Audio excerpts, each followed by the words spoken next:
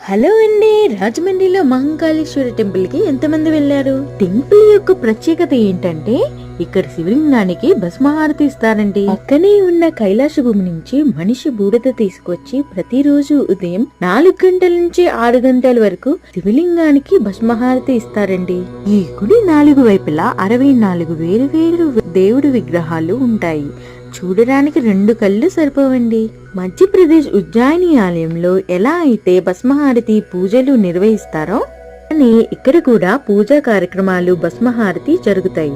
అందుకే రాజమండ్రిలో ఉన్న మహంకాళేశ్వర ఆలయాన్ని 2వ ఉజ్జాయిని అంటారు. ఇక్కడ ప్రత్యేకతలు ఏంటంటే 109 అడుగుల గర్భాలయ గోపురం, అలాగే 4 ద్వారాలు, 4 నందీశ్వరులు ఉంటాయి ఇక్కడ. ఇటువైపు నుంచి చూసినా మనకి క్లియర్ గా శివలింగం కనిపిస్తుంది. ఇక్కడ ఫుల్ బ్లాక్ పై లింక్ లో ఉన్నది, మర్చిపోకుండా చూడండి. Please subscribe.